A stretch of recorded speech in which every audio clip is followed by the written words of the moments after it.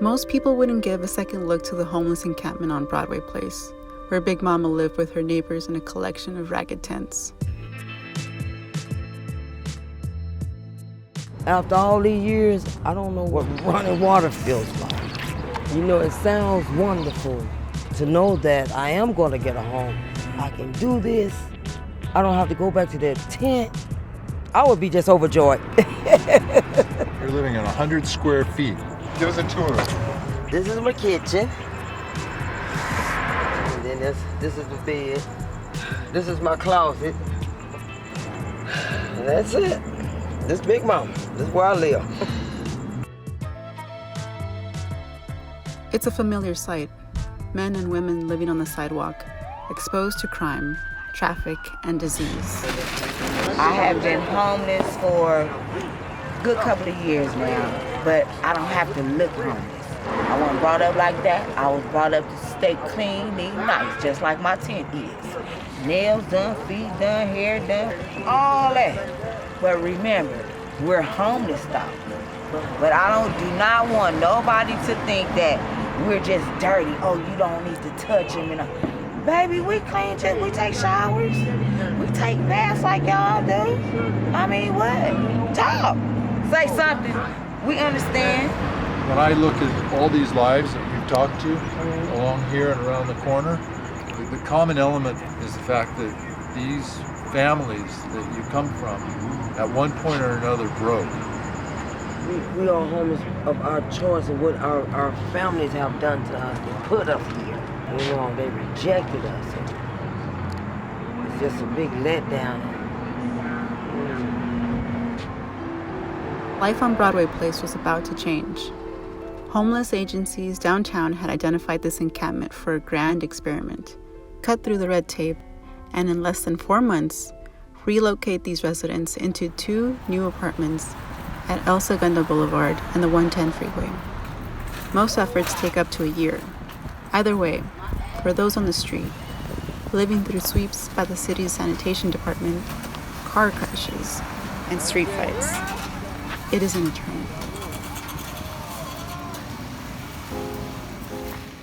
On the hottest day of the year, the residents of Broadway Place were sweltering. I just want a place that I can call home. I walked out here today and it's 104 degrees.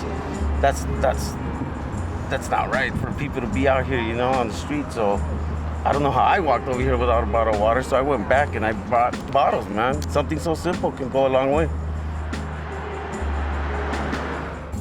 It was 108 degrees in Los Angeles, and they were still on the street despite all the meetings, the endless rounds of paperwork and promises. Nothing was getting any better, not for Big Mama, not for her friend Top Shelf, or their neighbors. July dragged on. Had the city forgotten them?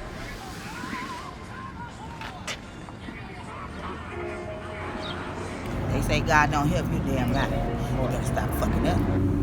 That's why me and Big Mama get up every Sunday and go to church.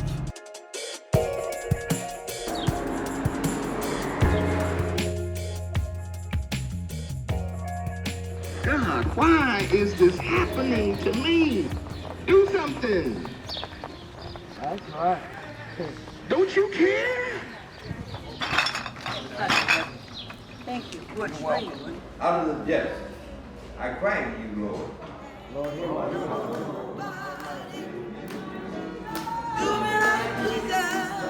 I don't have any money to get all these things, but I know that the Lord will provide.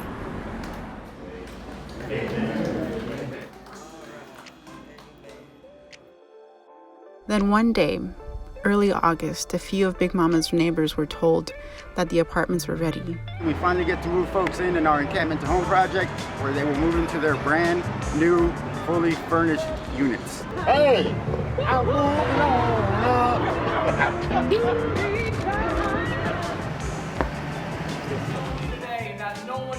That afternoon, a city councilman congratulated them, and best of all, keys to their new homes.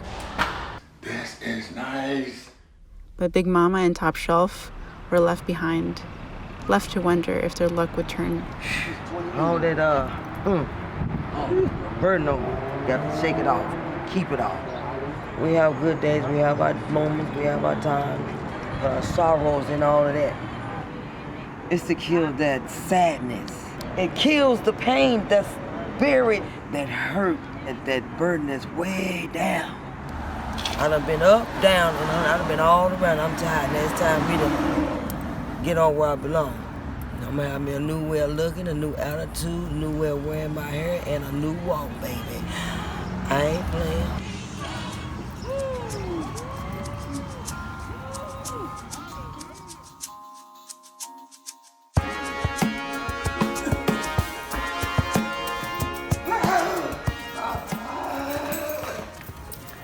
I'm speechless right now.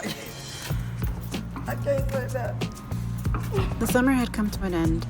Big Mama and Top Shelf had finally moved into their apartments and were getting used to the air conditioning, the appliances, a bathroom with hot water. Big Mama set up a devotional table with her Bible and inspirational books. She invited friends to dinner. Even as she kept to herself, she watched and listened. The mayor arrived for the grand opening in late October, full of praise for the outreach workers who had worked so hard to fill these apartments, full of praise for the residents trying to turn their lives around. Yet the celebration was short-lived. Counselors tried to help, but the streets had followed some of the residents. LAPD was coming around more often on complaints of domestic violence, battery, and vandalism. Big Mama was grateful for her good fortune, and on some days she would return to Broadway Place to be with her old friends. The patch of sidewalk where her tent once stood was empty, until one day, a new encampment had set up.